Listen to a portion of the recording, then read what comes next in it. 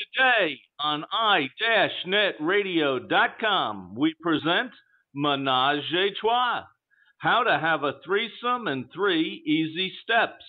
Today, we're looking at step number 1, how to find the right partners.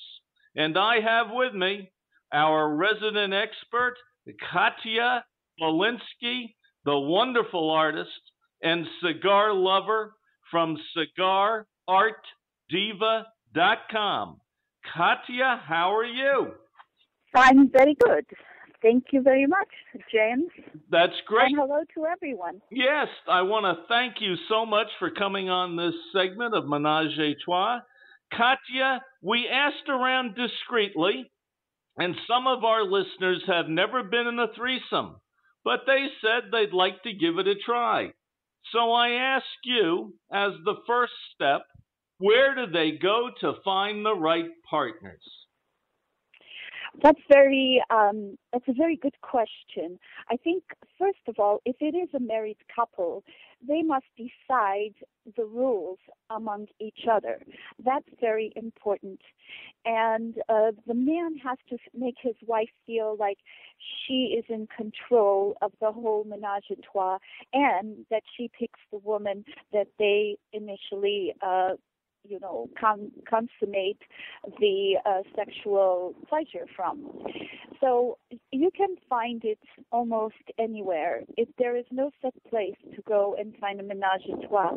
Let's talk about a restaurant. Let's say that a husband and wife are at a restaurant. They finish dinner and they go to a bar. And there is an attractive woman there. Attractive is in the eyes of the beholder. But so the man introduces his wife to this woman who's sitting by herself.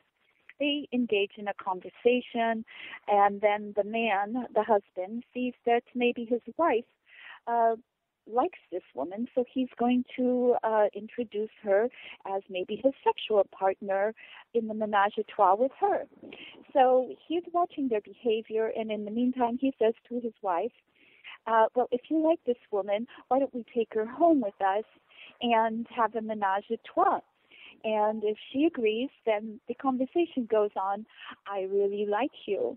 I think you're sexy. This is the wife talking to the woman.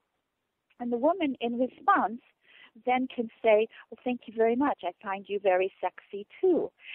Then that gives a signal to the husband that he can go and probably a little further and say, honey, is tonight okay with you? Because we're hot to trot here, and this is very important in everything that I have read.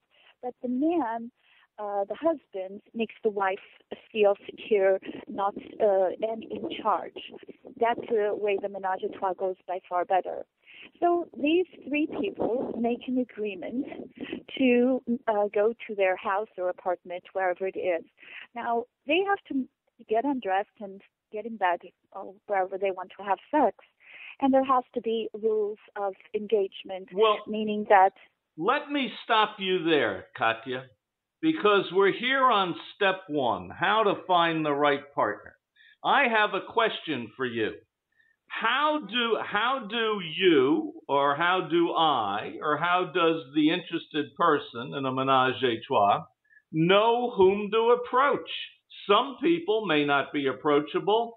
They just don't look like they'd be interested in a menage a trois, and some people look like they'd be insulted if you ask them to engage in a threesome. How do you know who to pick, who to approach? Well, it's not like going to a farmer's market and picking a tomato or an apple. It's all by energy. You can feel the sexual energy.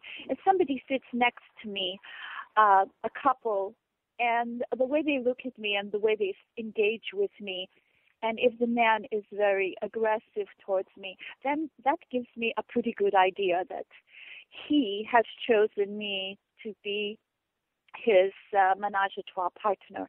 Now, I, as an adult, can say, yes, or I can say no.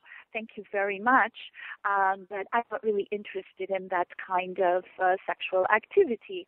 So the couple could then either leave or engage some other people. Now, there might be couples there that will, you talk to other couples, and all of a sudden that conversation turns into a sexual menage a trois. It's not three people, then it's four people. One person may not want to engage, but the other three people will. So it's not just a single person. It can be a married couple where the husband or the wife allows that person to engage in a menage a trois, and they may be voyeurs. They may want to watch the whole thing as opposed to participate. Katya, are you looking for somebody that's dressed in a certain kind of way or certain style? No, that plays no role in the process, because it could be a librarian dressed as a librarian who turns out to be the wildest, craziest person in the world, or it could be a sex pot, that has 44 Ds and a skirt so short, you can see the color of her tonsils. So it really doesn't matter. Okay, let me ask you this. Let's say you go to a networking meeting after work where they're having wine and cheese, and business people are passing around their cards and trying to generate some business, all right? What percentage of people in such a setting as a networking do you think would even be interested in a menage a trois? Well, I have never taken a survey in that particular setting, but I think that everybody is subject to be open to something new depending on what's going on in their lives. If a woman is bored, even at a business meeting or a networking meeting, she may find somebody that tickles her fancy, and another woman may be there who's also bored, and the three of them hit it off. So it's actually a psychological need. And men, of course, look for different things in a menage a trois than women do.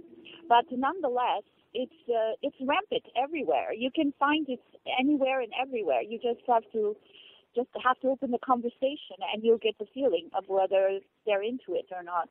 Okay, so I'm at my network meeting. Just two last questions. I guess you're telling me I shouldn't really be shy or hesitant because there are a substantial percentage of people who are interested in menage a trois. But wouldn't you agree with me? I've got to be pretty discreet at that meeting. I just can't go around blasting, I'm looking for a threesome. Well, there are people who are interested in threesomes, or people who are experienced in picking up other people in threesomes, understand the words. They understand what it is that will attract the other person or give the signal to the other person. There are key words that make everything happen, and you will tell if right away if you're an experienced threesome menage a trois that that person is not open to you. So you say thank you very much, you look lovely, and move on to the next person. But it's really up to you to get the vibration, and that's very easy to do because most people will definitely vibrate when you talk to them and say, well, would you like to engage in something different? And then whatever they say, what would that be? And then you would say, well, I don't know. What is your idea? So you always want to ask that person what their idea is of engaging in another type of experience. And if it fits yours, then you're ready to go. And then you're off and running in the troika. Good idea. Katya, I want to thank you for coming on i-netradio.com's synopsis here of how to have a menage a trois, and part one, how to find the right partners. I think you have brilliant ideas on this, and I can't wait till we get to part two. So, Katya, thank you very much, and I will see you again on part 2 of how to have a menage a trois in 3 easy steps. Bye bye. Au revoir.